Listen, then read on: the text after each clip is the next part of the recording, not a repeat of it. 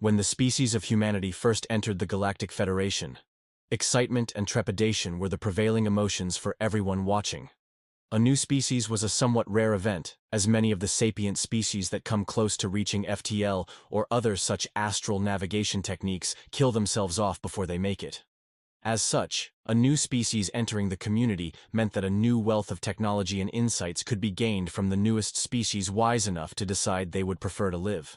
However, as humanity's envoys flew in on boxy and frail starships that lacked a hint of psionic infusion, much of that trepidation was lost and was replaced with confusion.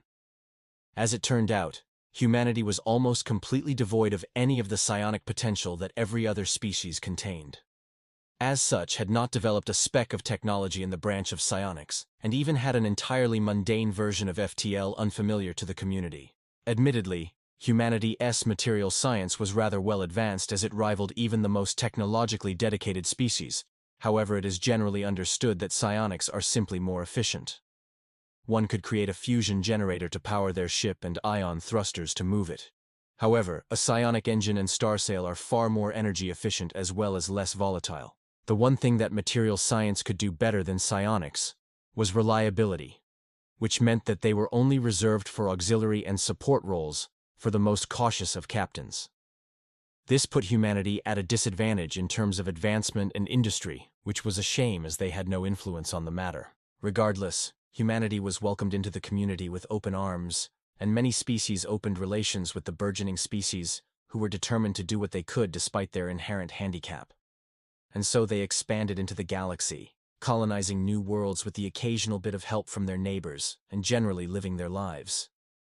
The humans turned out to be a pleasure to be around as their optimistic view of the world rubbed off on everyone. Curious humans joined the Galactic Federation in the research of all fields, including psionics, and their innovative minds threw out suggestions to problems they only had theoretical knowledge over.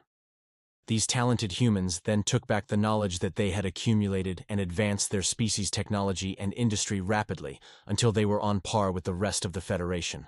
As the Federation learned more about them, it was eventually discovered that the humans did actually have some latent psionic potential in the form of a sixth sense. It would seem that the humans of the past referred to it as their gut feelings, and research into expanding humanity's abilities were beginning to take root. It was beginning to look like humanity had the potential to utilize those abilities and join the rest of the community in psionics. That was until they came. From the edges of known space and the intergalactic void, eldritch monstrosities began to make themselves known as they almost swam through the great blackness of space towards the little section of the galaxy that the Galactic Federation had been established. Those who initially discovered the monsters dubbed them the Devouring Swarm, as they recorded the complete consumption of a thankfully uninhabited life-bearing planet on the fringes of space. Scouts and scanners predicted that they would hit the closest inhabited system within the year at the earliest. With news of the incoming threat, armadas were formed and expanded as armies marshaled and trained, all the while humanity aided the effort where they could while quality converting their factories. As the last preparations were finished, the many fleets and armies jumped to the first inhabited system that was in the path of the eldritch monsters. With the path of the swarm a known variable, the planet had been nearly entirely evacuated, leaving the world nearly uninhabited, aside from the local fauna and the few uncooperative locals.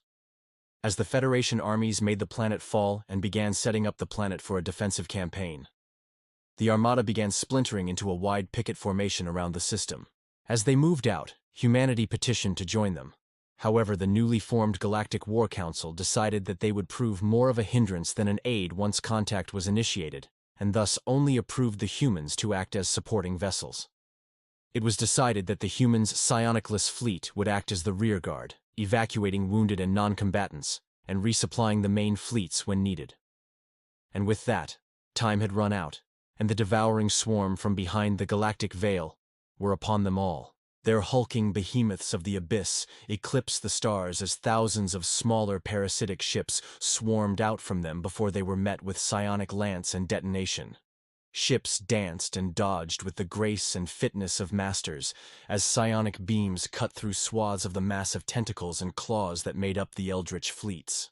All was going well for the first few hours of the engagement, and it would have continued to do so if one of the three largest abominations let out a psychic wail, which washed through the armada in its entirety. Those ships closest to the Goliaths spontaneously lost all psionic energy, cutting off their propulsion and weapons in totality. They were butchered like animals. Those fortunate to be farther from the blast suffered heavy reductions in psionic power, leading to partial system failure, leaving those lucky ships to only be hobbled, but not crippled. As for all the ships caught in between those two extremes, it quickly devolved into chaos as the eldritch fleets descended upon their wounded prey. As the carnage ensued, and the combined fleets of the Galactic Federation were torn apart, piecemeal, the 30-odd human ships delegated to the backline began beelining it towards the battle as fast as their ion thrusters could push them. By the time that the humans arrived into the battle with their kinetic coil guns and missile tubes, the psionic shockwave had dissipated. However, the damage had already been done. Hundreds of the best ships the races of the galaxy could muster had already been consumed, and those left were well on their way to succumbing to the swarm. The commanders in charge of the combined armada screamed at the humans over their communication links to fall back, to warn the Council, but were only met with silence as the human contingent dove into the fray. Metal slugs and nuclear detonations quite literally exploded out from the human S-ships as they tore through the offending monstrosities, giving those Federation ships who had survived the onslaught a chance to escape the carnage. As much as the initial shock of humanity's attack managed to do in terms of beating back the hordes of eldritch monsters, such success was short-lived as the motivated but outnumbered human ships were taken out one by one. Soon, there was only one cruiser left, firing out of the dozens of sister ships that had initially charged with her. However, the humans did not break nor falter in their duty as the final ship rushed forward towards one of the eldritch Goliaths and played the last card afforded to the crew. As the light of the ship's self-destructing reactor shone on the retreating forces of the broken Federation armada, a psionic screech sounded out as one of the largest of the eldritch ships died. The death seemed to reverberate across the horde, as many of the smaller ships closest to the dying Goliath spasmed violently before expiring, leaving the Federation fleet the chance to flee far from what would be deemed the first battle for the Argonath system.